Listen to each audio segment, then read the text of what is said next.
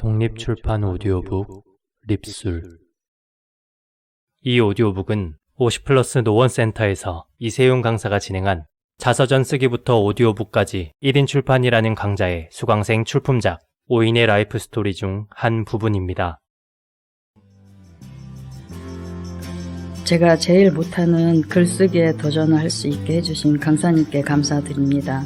그냥 강의만 수강하면 되는 줄 알았다가 정말 숨이 막힐 만큼 첫 글쓰기가 힘들었습니다. 글을 컴퓨터 화면에서 읽어보는 것과 녹음을 하기 위해 출력해서 읽으면서 매끄럽지 않는 부분이 보였고, 강사님이 오디오북을 제안하신 이유를 확실히 알게 되었습니다. 강사님과 여기 훌륭하신 분들과 함께 할 수 있어서 행복합니다.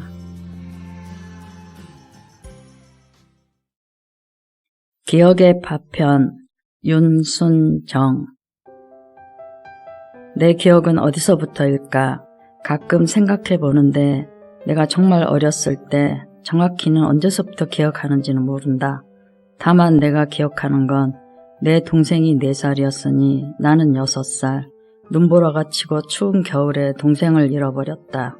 밭에 가신 엄마를 찾아갔다가 산으로 가버렸다. 동생은 음력으로 12월생이라 실제로는 2돌도 되지 않아서 대소변을 제대로 못 가려 밑이 갈라진 무명옷을 입고 있었다. 보통의 경우라면 동사였을 텐데 다행히도 다음날 정오 무렵에 산에서 아이를 찾았다. 동네분이 동생을 찾아서 집에 안고 왔을 때 동생은 하얀 거품을 입에 머금은 채로 축 처져 있었다. 살아있다는 게 기적이라고 했다. 그날의 그 바람소리, 눈보라를 기억한다. 온 동네 분들이 밤새워 횃불을 들고 찾으러 다녔고, 증조 할머니가 계실 때인데 당신 가슴을 찢으시면서 울부짖으셨다. 그날의 증조 할머니의 울부짖음을 기억한다. 얼굴 모습은 아무리 기억을 해보려 해도 기억이 나지 않는다. 어떤 상황에 기억이 이렇게 분리된다는 게 있을 수 있나 싶다. 우리 엄마는 당신보다 항상 다른 사람들이 먼저이고 한마디로 희생이 전부였던 삶을 사셨다. 내 어려서 한 끼 식구가 15 정도는 됐다. 3대가 사는 우리 식구와 머슴, 집에 들러오는 동네 분들, 항상 많은 밥을 하고 한 끼 해결하려면 상을 몇 개씩 차리고, 명절이면 할아버지 형제 3가족이 모여 50명은 밥을 먹었던 그런 집이었다. 요즘 들어서 나는 돌아가신 아버지 어머니가 유독 그리워지고 보고 싶다. 세상에서 가장 가여운 인생을 살다 가신 엄마. 그런데 난 엄마가 투병 중에 왜 그렇게 무심했을까? 고향에 있는 2 오빠 언니가 있어서 그랬을까? 아니면 내가 너무나 힘겨운 시간을 보내고 있어서 그랬을까? 그래서인지 지금도 엄마 생각하면 미안한 마음에 눈물이 난다. 반면에 아버지는 돌아가신 순간에도 나를 어려워했던 것 같다. 난 아버지를 많이 미워했다.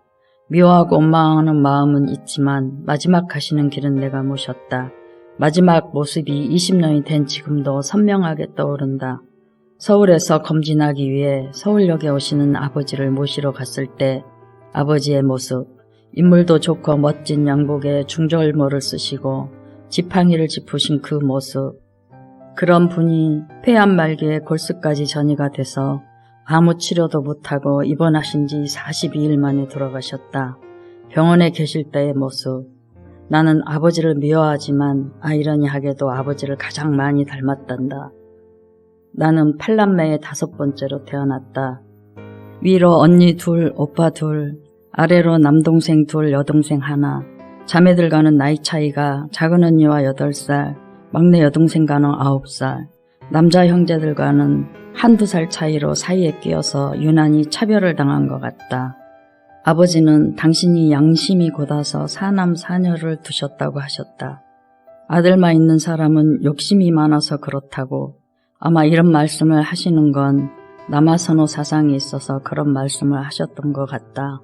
아버지는 외아들로 지독히 이기적이면서 효자셨다. 나 어렸을 때 우리 집은 50호가 되는 꽤 큰 마을 센터에 자리 잡은 문간체가 있는 그런 집이었다. 가난했던 그 시절 농사를 도와주는 머슴이 한 분 있었으니 꽤 부잣집에 속했고 선비 집안의 마을 유지였다. 내가 기억하는 할아버지는 우리가 다니는 초등학교를 할아버지가 세우셨다고 할 만큼 많은 일을 하셨고 학교에서는 누구 손자 손녀로 통했다. 할아버지는 위장이 좋지 않으셔서 항상 소식하셨고 1년에 한겨울을 제외하고는 낚시로 소일을 하셨다. 할아버지 형제 5남매 중 작은 할아버지 2분도 한 마을에 살았다. 가운데 할아버지는 마을 위쪽에, 막둥이 할아버지는 마을 아래쪽에 해남윤씨 자자일촌이었다. 우리 할아버지는 슬하에 3남매를 두셨지만 두 할아버지는 8남매, 7남매를 두셨는데 큰집과 달리 형편이 아주 좋지 않아 항상 오촌들이 배가 고프면 큰집에 와서 밥을 먹어 우리 엄마가 많이 굶으셨다고 한다. 이건 엄마가 돌아가셨을 때 오촌 당숙이 하신 말씀이다. 그래서인지 오촌 당숙과 고모들이 한 분도 안 빠지고 다 오셨다. 내가 기억하는 아버지는 별난 깡패도 아버지 앞에서는 무릎을 꿇었다고 하는 천하를 호령할 만큼 무서운 분이셨는데 나는 그런 아버지한테도 부당하면 부당하다고 하는 그런 아이였다. 할머니와 아버지가 엄마에게 부당하게 할 때면 대들고 항의했다. 언젠가 큰오빠가 내게 그런 말을 하였다. 유일하게 아버지한테 정면으로 의사표현을 하는 아이는 8남매 중에 너밖에 없었다고.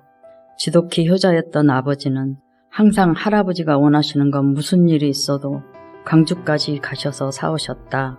그런 장면이 유난히 또렷하게 기억을 하는 건 그 중에 내 것은 없어서일 거라 생각이 된다. 그 시절 마을에서 라디오도 제일 먼저, 무엇이든 제일 먼저 사오시는 요즘 말로 얼리 아답터이셨던 아버지. 그런 아버지가 자식, 그것도 딸들 교육은 나몰라라 했다. 그 이유는 할머니가 작은 집은 아들도 공부를 못 시키는데 우리는 딸들을 학교에 보낼 수 없다고 하셨단다. 아버지와 나의 갈등과 절대 무관하지 않는 이유였다. 우리 집보다 어려운 형편의 집들도 다들 중학교에 가는데 학교에는 가라고 하고 돈을 주시지 않았다. 차라리 학교에 가지 말라고 했으면 덜 미워했을 텐데 가라 하고 돈을 주시지 않는다는 것이었다. 경제권을 가지고 계신 아버지는 엄마가 혹시 학비 줄까 감시하셨다. 자존심이 강한 나는 그때 상처를 많이 받았다. 친구들도 내가 학교에 가지 않는 게 이상했다고 한다. 나는 독학으로 친구들보다 더 빠른 나이에 고등학교를 졸업할 수 있었다. 고등학교 졸업 후 공무원 시험을 보려고 하니 호적 나이가 2년이 늦게 돼서 나이가 안 돼서 공무원 시험을 보지 못했다. 그 후로 나는 더 아버지를 원망하게 되었다. 물론 지금의 내가 꼭 부모 책임이라고 말할 수는 없지만 중요한 시기에 암울하게 보낸 나는 무언가 사회생활에 있어서 부족함을 느낀다. 지금의 환경은 마음만 먹으면 돈 없이도 얼마든지 공부할 수 있지만 그 시절에는 그렇지 않았다. 나는 그런 아버지를 이해하기는 힘들었다. 부모님 2분 다 암으로 돌아가셨다. 엄마는 할아버지와 할머니 사이에서, 아버지는 엄마와 할머니 사이에서 얼마나 힘드셨을까. 2분이 돌아가시고서야 알았다. 엄마가 돌아가시고 3년 후에 아버지가 돌아가시고 3년 후 할머니가 101세에 돌아가셨다. 할머니는 당신이 하시고 싶은 대로 다 하시는 그런 분이었다. 아마 그래서 오래 사신 것 같다. 엄마 이야기를 하려니 엄마 이야기만 가지고도 책 한 권은 쓸 수 있을 것 같다. 세상에서 우리 엄마처럼 살다 가신 분이 몇이나 될까. 항상 그런 생각을 하면 더 아버지가 용서가 안 된다.